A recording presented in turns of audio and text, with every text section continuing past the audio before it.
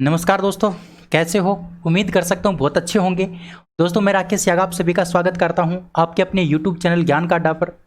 दोस्तों, आज हम बात करने वाले हैं 30 सितंबर के करंट अफेयर के बारे में। दोस्तों, बहुत अच्छा वीडियो होने वाला है क्योंकि बहुत इंपॉर्टेंट क्वेश्चन मैंने आपके लिए लिए हैं और बहुत अच्छे अच्छे फैक्ट मैंने आपको इस लेक्चर में शामिल किए आपके लिए। दोस्तों, ये जो मेरा वीडियो ये रोज़ाना सुबह 6 बजे आपको मिलता है, तो आप 6 बजे अच्छे से इस वीडियो को देख लिया करो, जिससे कि आपका पूरे दिन का जो न्यूज़ है, पूरे दिन आपका माइंड रिफ्रेश हो जाए, पूरे दिन के लिए आपका दिमाग अपडेट हो जाए और एग्जाम जब आप देने जाओ तो वहाँ पर आप अच्छे से क्वेश्चन करके आ सको। दोस्तों, इसका पीडीएफ भी आपको दे दिया जाता है और इसका जो पीडीएफ आपको मिलता है वो पीडीएफ आपको मिलता है टेलीग्राम चैनल पर। टेलीग्राम चैनल का जो लिंक है मेरे प्यारे दोस्तों, वो आपको वीडियो के डिस्क्रिप्शन में दिया गया है। वहाँ से आप हमारे टेलीग्राम चैनल को ज्वाइन कर सकते हैं और वहाँ से आप इस क्लास का पीडीएफ भी प्राप्त कर सकते हैं।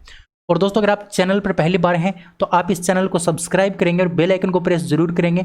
और दोस्तों, आपसे रिक्वेस्ट करना चाहूँगा कि अगर आप सच में अपने भाई का सहयोग करना चाहते हैं तो दोस्तों इस वीडियो को आप शेयर करेंगे अपने दोस्तों तक। जो भी आपके दोस्त हैं, जो आपके दोस्त जो आपके करीबी हैं, जो तैयारी कर रहे हैं, तो उनको ये वीडियो शेयर कर दीजिए जिससे कि मेरा भी थोड़ा फ़ायदा हो सके और वो भी अच्छे से पढ़ सकें, है ना। कंटेंट बहुत बेहतर देने की कोशिश करता हूँ।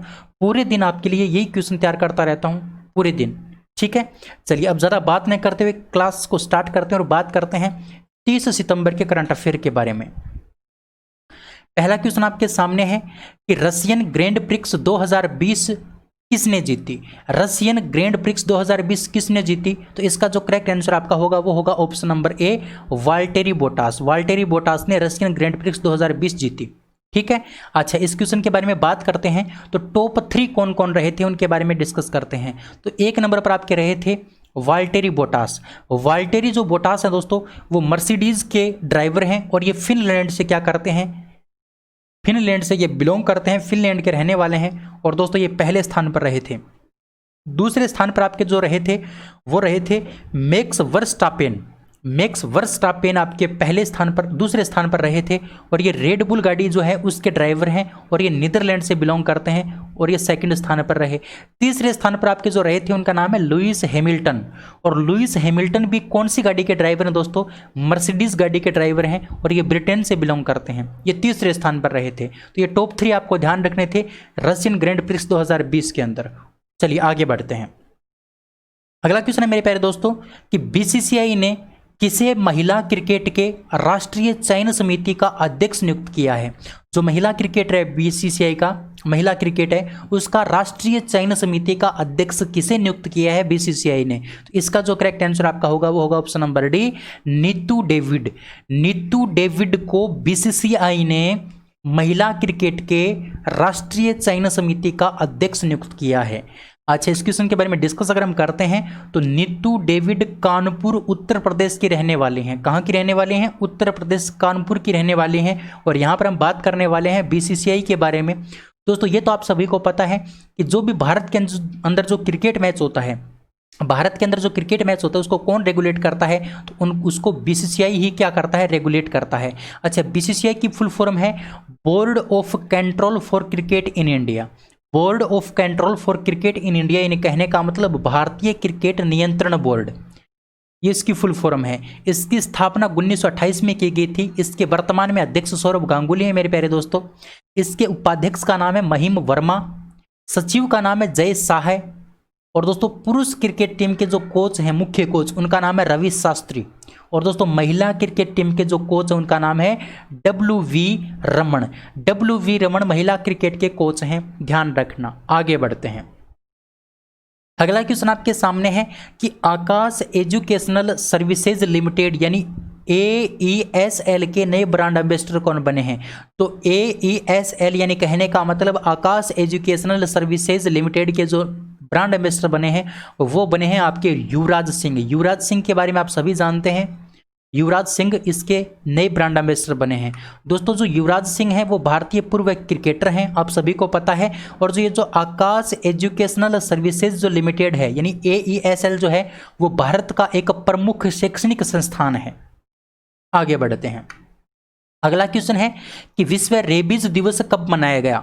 विश्व रेबीज दिवस कब मनाया गया, तो ध्यान रखना मेरे प्यारे दोस्तों, जो विश्व रेबीज दिवस जो मनाया गया था वो आपको मनाया गया था 28 सितंबर को।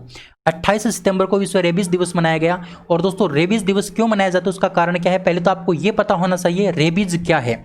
दोस्तों रेबीज एक वायरल बीमारी है जो जानवरों से कहाँ फैलती है, इंसानों के अंदर फैलती है। कोई जानवर, कोई कुत्ता बंदर कोई काट लेता है तो हमारे क्या हो जाती है, रेबीज बीमारी हो जाती है। ये वायरल बीमारी है। और दोस्तों इस दिवस को मनाने का जो मुख्य उद्देश्य है वो यही है कि जानवरों व इंसानों पर रेबीज के प्रभाव तथा रोकथाम के बारे में जागरूकता फैलाना। इसकी किस प्रकार से रोकथाम की जा सकती है, इसके बारे में जागरूकता फैलाना इसका क्या है, मुख्य उद्देश्य है। अच्छा, विश्व रेबीज दिवस 2020 की थीम क्या थी, तो विश्व रेबीज दिवस 2020 की जो थीम थी दोस्तों वो थी आपकी and rabies collaborate vaccinate. And rabies collaborate vaccinate, ये इसकी 2020 की थीम थी जो ध्यान रखनी है। अच्छा, अब बात आती है सितंबर महीने के महत्वपूर्ण दिवस की। तो जो भी सितंबर महीने के महत्वपूर्ण दिवस हैं ये मैं आपको कई बार रिपीट करवा चुका हूं। तो जब मैं आपको पीडीएफ दूं तो पीडीएफ में आप अच्छे से पढ़ सकते हैं इनको। 2 सितंबर, ये सप्ताह दिवस, सप्ताह कब मनाया जाता है, मतलब पूरे 1 से लेकर 30 सितंबर तक के मैंने यहाँ पर शामिल कर रखे हैं। तो ज़्यादा मैं आपका टाइम वेस्ट नहीं करूँगा। जब मैं आपको पीडीएफ दूँ थोड़ी देर बाद तो आप इस पीडीएफ से पढ़ सकते हैं इनको, ठीक है ना। वैसे मैंने इनको कई बार रिपीट करवा दिया, आपको याद भी होंगे। अच्छा, मेरे द्वारा किया गया प्रयास अगर आपको पसंद आ रहा है तो आप वीडियो को शेयर अपने दोस्तों तक जरूर करेंगे, वीडियो को आप लाइक भी करेंगे और चैनल को आप सब्सक्राइब जरूर करेंगे। दोस्तों आप हमारे मोबाइल एप्लीकेशन को भी डाउनलोड कर सकते हैं। मोबाइल एप्लीकेशन का जो लिंक है वो वीडियो के डिस्क्रिप्शन में आपको मिलेगा, या फिर आप सर्च कर सकते हैं ज्ञान का अड्डा। वहाँ पर भी आपको स्टडी मटेरियल, आपको टेस्ट वगैरह वहाँ पर मिलते रहते हैं। आगे बढ़ते हैं। ये दोस्तों वही हैं जो मैंने आपको बताए थे 1 से लेकर 30 सितंबर तक के जो मोस्ट इंपोर्टेंट डे हैं वो मैंने आपको यहाँ पर बता रखे हैं। तो पीडीएफ में आप अच्छे से पढ़ लेना। आगे बढ़ते हैं। 5वां क्वेश्चन है कि असम राज्य में भारतीय कृषि अनुसंधान संस्थान का नाम बदलकर किसके नाम पर रखा जाएगा। असम जो राज्य है, असम का जो भारतीय कृषि अनुसंधान संस्थान है उसका नाम बदलकर किसके नाम पर रखा जाएगा, तो ध्यान रखना पंडित दीनदयाल उपाध्याय के नाम पर रखा जाएगा। भारतीय कृषि अनुसंधान संस्थान का नाम जो कहाँ पर स्थित है, असम के अंदर स्थित है, Pandit Deendayal Upadhyay. Option number A आपका बिल्कुल करेक्ट है। आगे बढ़ते हैं। अगला क्वेश्चन है कि किस राज्य के कलाकार देव प्रसाद राय ने यूरोप में कला प्रतियोगिता 2020 जीती है। देव प्रसाद राय किस राज्य के कलाकार हैं जिन्होंने यूरोप के अंदर कला प्रतियोगिता 2020 जीती है। तो दोस्तों मैं आपको बता दूं ये जो देव प्रसाद राय हैं ये सिक्किम राज्य से बिलोंग करते हैं। कहाँ से बिलोंग करते हैं, सिक्किम राज्य से बिलोंग करते हैं। ऑप्शन नंबर बी आपका बिल्कुल करेक्ट हो जाएगा। अच्छा, सिक्किम राज्य की अगर हम यहाँ पर बात करते हैं तो इसकी स्थापना 16 मई 1975 को की गई थी मेरे प्यारे दोस्तों। इसकी राजधानी है गंगटोक। मुख्यमंत्री का नाम है प्रेम सिंह तमांग। प्रेम सिंह तमांग जो मुख्यमंत्री हैं सिक्किम राज्य के और सिक्किम क्रांतिकारी मोर्चा पार्टी से बिलोंग करते हैं। गवर्नर का नाम है गंगा प्रसाद। गंगा प्रसाद गवर्नर यानी राज्यपाल है। और दोस्तों लोकसभा की 1 सीट है, राज्यसभा की 1 सीट है और विधानसभा की 32 सीट है सिक्किम राज्य के अंदर। आगे बढ़ते हैं। अगला क्वेश्चन है कि किस कंपनी ने भारत सरकार के खिलाफ 20 से लेके 22,000 करोड़ रुपए का रेट्रोस्पेक्टिव टैक्स केस जीता है। रेट्रोस्पेक्टिव टैक्स केस जो है वो किस कंपनी ने भारत के खिलाफ जीता है, तो दोस्तों उस कंपनी का नाम है वोडाफोन। वोडाफोन कंपनी ने दोस्तों क्या किया, वोडाफोन कंपनी ने मतलब टैक्स नहीं भरा। यानी भारत में ये व्यापार करती है तो भारत के अंदर कोई भी कंपनी अगर व्यापार करती है तो उसको टैक्स चुकाना पड़ता है, लेकिन इसने टैक्स नहीं भरा तो वो टैक्स की जो राशि है वो कितनी हो गई, 20 से लेकर 22,000 करोड़ रुपए हो गई। तो इन्होंने अब केस कर दिया, मतलब जो होता है ना, मतलब अंतर्राष्ट्रीय जो कोर्ट होता है उसमें केस कर दिया। तो वहाँ पर इनका केस चल रहा था और ये केस कौन जीत गई है, वोडाफोन कंपनी जीत गई है। इन्होंने कोई चालाकी चली, अपना जो मतलब प्रोडक्ट है वो किसको बेच दिया, नीदरलैंड के हवाले कर दिया।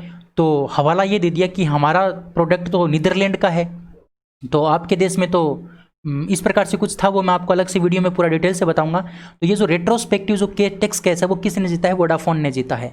अच्छा, वोडाफोन की अगर हम यहाँ पर बात करते हैं तो वोडाफोन एक ब्रिटिश बहुराष्ट्रीय दूरसंचार कंपनी है, यानी बहुत सारे देशों में ये वोडाफोन चलता है, आप सभी को पता है। इसकी स्थापना 16 सितंबर 1991 में की गई थी। मुख्यालय इसका लंदन के अंदर है और इसके अध्यक्ष का नाम है गेरार्ड क्लेस्टी। क्लेसस्टी इसके क्या हैं, गेरार्ड क्लेसस्टी इसके अध्यक्ष हैं। आगे बढ़ते हैं। अगला क्वेश्चन है विश्व पर्यटन दिवस कब मनाया गया? वर्ल्ड टूरिज्म डे 2020 कब मनाया गया? तो ये आपसे पूछा है, तो ध्यान रखना मेरे प्यारे दोस्तों 27 सितंबर को विश्व पर्यटन दिवस मनाया गया। 27 सितंबर, ऑप्शन नंबर सी आपका बिल्कुल राइट है। अच्छा, इस दिवस को मनाने का उद्देश्य क्या है? तो इस दिवस को मनाने का जो मुख्य उद्देश्य है वो है लोगों में पर्यटन के प्रति जागरूकता लाना और रोजगार की संभावनाओं को बढ़ावा देना, है ना, रोजगार की संभावनाओं को बढ़ावा देना और पर्यटन के प्रति लोगों को जागरूक करना, ये इसका मुख्य उद्देश्य है। और दोस्तों विश्व पर्यटन दिवस 2020 की थीम क्या थी? थीम बड़ी इंपॉर्टेंट है, ध्यान रखना। विश्व पर्यटन दिवस 2020 की जो थीम थी वो थी tourism and rural development. Tourism and rural development इसकी थीम थी विश्व पर्यटन दिवस 27 सितंबर वाले की। आगे बढ़ते हैं। अगला क्वेश्चन है कि वैज्ञानिक तथा औद्योगिक अनुसंधान परिषद CSIR ने अपना 79वां स्थापना दिवस कब मनाया? जो CSIR है यानी वैज्ञानिक और औद्योगिक अनुसंधान परिषद CSIR है, उसने 79वां स्थापना दिवस कब मनाया? तो ध्यान रखना मेरे प्यारे दोस्तों, इसका जो करेक्ट आंसर होगा वो होगा आपका 26 सितंबर। 26 सितंबर को CSIR ने अपना 79वां स्थापना दिवस मनाया। 26 सितंबर, ऑप्शन नंबर डी आपका राइट है। अच्छा दोस्तों, आप सभी को पता है डॉक्टर हर्षवर्धन हमारे देश के विज्ञान और प्रौद्योगिकी, स्वास्थ्य और परिवार कल्याण मंत्री हैं। विज्ञान और प्रौद्योगिकी, स्वास्थ्य और परिवार कल्याण मंत्री का नाम है डॉक्टर हर्षवर्धन। दोस्तों यहां पर हम बात करते हैं CSIR के बारे में। CSIR की फुल फॉर्म है council of scientific and industrial research. Council of scientific and industrial research इसकी फुल फॉर्म है। इसकी स्थापना 26 सितंबर 1942 को की गई थी मेरे प्यारे दोस्तों, और इसके डायरेक्टर जनरल का नाम है शेखर सी मंडे। शेखर सी मंडे इसके डायरेक्टर जनरल हैं। आगे बढ़ते हैं। अगला क्वेश्चन है कि किस राज्य में भारत की पहली तटरक्षक अकादमी स्थापित की गई? भारत की पहली तटरक्षक अकादमी किस राज्य के अंदर स्थापित की गई है? तो ध्यान रखना मेरे प्यारे दोस्तों, इसका जो करेक्ट आंसर आपका होगा वो होगा कर्नाटक। कर्नाटक के अंदर भारत की पहली तटरक्षक अकादमी स्थापित की गई है। और दोस्तों मैं आपको बता दूं, कर्नाटक राज्य का जो मैंगलुरु शहर है, कर्नाटक राज्य का जो मैंगलुरु शहर है, इस मैंगलुरु शहर में भारत की पहली कोस्ट गार्ड अकादमी को स्थापित किया गया है, मैंगलुरु शहर के अंदर। और दोस्तों इस परियोजना का उद्देश्य क्या है? इस परियोजना का उद्देश्य है भारतीय तटरक्षक बल के जो अधिकारी हैं उनको ट्रेनिंग देने में सक्षम बनाना, ट्रेनिंग देने में सक्षम बनाना अधिकारियों को, कोस्ट गार्ड के अधिकारियों को। बात यहाँ पर आती है भारतीय तटरक्षक बल की, तो भारतीय तटरक्षक बल को इंडियन कोस्ट गार्ड भी कहा जाता है। इसकी स्थापना अगस्त 1978 में की गई थी मेरे प्यारे दोस्तों। इसका मुख्यालय नई दिल्ली के अंदर है। इसके अध्यक्ष का नाम आपका है कृष्ण स्वामी नटराजन। कृष्ण स्वामी नटराजन इसके अध्यक्ष हैं। बड़ी इंपॉर्टेंट बात मैंने आपको बताई है। आगे बढ़ते हैं। अगला क्वेश्चन आपके सामने है कि QS ग्लोबल MBA रैंकिंग 2020-21 में टॉप 50 में कितने भारतीय इंस्टीट्यूट को शामिल किया गया है? तो जो QS ग्लोबल MBA रैंकिंग 2020 आई है उसमें टॉप 50 में भारत के 2 इंस्टीट्यूट शामिल किए गए हैं। कितने इंस्टीट्यूट? 2 इंस्टीट्यूट। अच्छा, वो 2 इंस्टीट्यूट कौन कौन से, उनके बारे में भी आपको पता होना चाहिए। दोस्तों एक तो आपका है IIM अहमदाबाद, पहला तो आपका है IIM अहमदाबाद और दूसरा है आपका IIM बेंगलोर। इन दोनों को इस टॉप 50 में शामिल किया गया है QS ग्लोबल MBA रैंकिंग 2020 में। ठीक है, आगे बढ़ते हैं।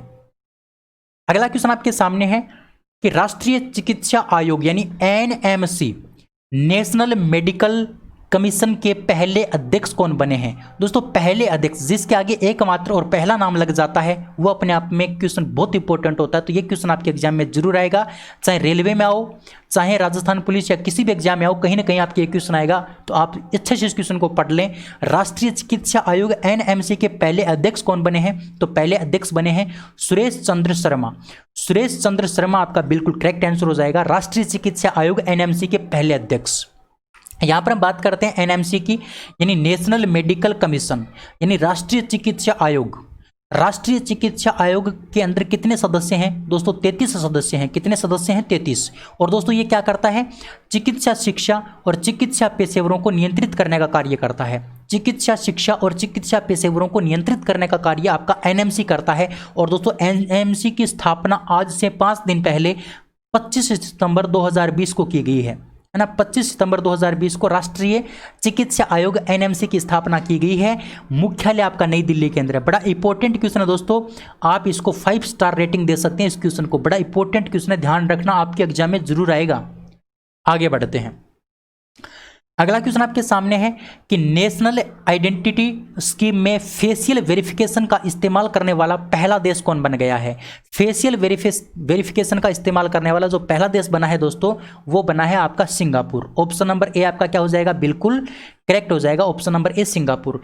दोस्तों जो आइडेंटिटी स्कीम का मतलब पहचान करने की स्कीम है, ये नेशनल पहचान मतलब राष्ट्र मतलब पूरे देश में पहचान करने की स्कीम है, जिसको नाम दिया गया है फेशियल वेरिफिकेशन। इसका इस्तेमाल करने वाला पहला देश जो बना है वो सिंगापुर बना है। अच्छा, यहाँ पर बात करते हैं तो फेशियल वेरिफिकेशन से नागरिकों के चेहरे की स्कैनिंग की जाएगी। नागरिक जो है वहाँ के उनके चेहरों की स्कैनिंग की जाएगी, जिससे जो डेटाबेस है उस डेटाबेस में ग्राहकों के डाटा को क्या किया जाएगा, मिलाया जाएगा। और ग्राहकों को ऑनलाइन बैंक खाता खोलने के लिए इस सुविधा को शुरू किया गया है। यानी ऑनलाइन बैंक खाता खोलने के लिए सुविधा को शुरू किया गया, उनको बैंक वगैरह में न जाना पड़े, इसीलिए इस वेरिफिकेशन फेशियल वेरिफिकेशन का इस्तेमाल किया जा रहा है या फिर इस सुविधा को शुरू किया गया है। यहाँ पर हम बात करते हैं सिंगापुर की, तो सिंगापुर आपका एशिया महाद्वीप में स्थित है और राजधानी का नाम आपका सिंगापुर सिटी है मेरे प्यारे दोस्तों। करेंसी आपकी है सिंगापुर डॉलर। सिंगापुर डॉलर यहाँ की करेंसी है। राष्ट्रपति का नाम है हलीमा याकूब। प्रधानमंत्री का नाम है ली सीन लुंग। ली सीन लुंग यहाँ के प्रधानमंत्री हैं। आगे बढ़ते हैं। अगला क्वेश्चन है कि सूचना की सार्वभौमिक पहुंच के लिए अंतर्राष्ट्रीय दिवस कब मनाया जाता है। सूचना की सार्वभौमिक पहुंच के लिए अंतर्राष्ट्रीय दिवस जो आपका मनाया जाता है मेरे प्यारे दोस्तों, वो 28 सितंबर को मनाया जाता है। कब मनाया जाता है, 28 सितंबर को मनाया जाता है। ऑप्शन नंबर सी आपका बिल्कुल करेक्ट हो जाएगा। अच्छा, इस दिवस को मनाने का उद्देश्य राष्ट्रीय कानून और अंतर्राष्ट्रीय समझौते के अनुसार सूचना की सार्वजनिक पहुंच सुनिश्चित करना और मौलिक स्वतंत्रता की रक्षा करना। मौलिक स्वतंत्रता की रक्षा करना और राष्ट्रीय और अंतर्राष्ट्रीय समझौते के अनुसार सूचना की सार्वभौमिक पहुंच है वो सुनिश्चित करना इस दिवस का मुख्य उद्देश्य है। आगे बढ़ते हैं। अगला क्वेश्चन है कि प्रधानमंत्री मोदी ने संयुक्त राष्ट्र महासभा यानी यूएन के कौन से सत्र को संबोधित किया है। प्रधानमंत्री नरेंद्र मोदी ने संयुक्त राष्ट्र महासभा यानी यूएन के 75वें सत्र को संबोधित किया है। ऑप्शन नंबर आपका ए क्या हो जाएगा, बिल्कुल करेक्ट हो जाएगा। इस क्वेश्चन के बारे में डिस्कस करते हैं तो यहाँ पर हम बात करने वाले हैं यूएन के बारे में। यूनाइटेड नेशंस यानी संयुक्त राष्ट्र है ना, इसकी स्थापना 24 अक्टूबर 1945 को की गई थी। इसका मुख्यालय आपका न्यूयॉर्क के अंदर है। और दोस्तों न्यूयॉर्क किस नदी के किनारे है, तो ध्यान रखना हडसन नदी के किनारे। हडसन नदी के किनारे आपका न्यूयॉर्क शहर स्थित है। और सदस्य देशों की अगर संख्या की अगर हम बात करते हैं, सदस्य देशों की बात करते हैं तो इस यूएन के अंदर संयुक्त राष्ट्र के अंदर आपके 193 सदस्य देश हैं। इसके अध्यक्ष का नाम है एंटोनियो गुटेरेस। एंटोनियो गुटेरेस इसके क्या है मेरे दोस्तों, अध्यक्ष हैं। उम्मीद कर सकता हूं आज का सेशन आपको बड़ा पसंद आया होगा। दोस्तों रोजाना ये क्लास आपको मिलती है, इस क्लास को आप थोड़ा सा अपना प्यार दिया करो, अपनी मोहब्बत दिया करो, जिससे कि मेरे को भी मोटिवेशन मिले और मैं भी आपके लिए अच्छे से काम कर पाऊँ। अगर आपको ये क्लास अच्छी लगी है तो आप अपने दोस्तों तक शेयर करेंगे। देखना चाहूँगा कि आज इस वीडियो को आप कितना शेयर करते हैं। अगर दोस्तों इस वीडियो को शेयर करते हैं तो आपको मतलब आपको भी कुछ ये संतुष्टि होगी कि भी हाँ हमने किसी का मतलब किसी को सहारा दिया है और मेरे को भी मोटिवेशन मिलेगा अच्छा काम करने के लिए। अच्छा, इस क्लास का पीडीएफ प्राप्त करने के लिए आप हमारे टेलीग्राम चैनल को ज्वाइन कर सकते हैं और टेलीग्राम चैनल का जो लिंक है वो वीडियो के डिस्क्रिप्शन में दिया गया है। वहाँ से आप इस टेलीग्राम चैनल को ज्वाइन कर लीजिए, वहाँ पर आपको इस क्लास का पीडीएफ दे दिया जाएगा। ठीक है, तो आज की इस वीडियो में इतना ही। अगले वीडियो में फिर मिलते हैं, तब तक के लिए जय हिंद, जय भारत, लव यू सभी को, thank you, bye bye, have a nice day, thank you.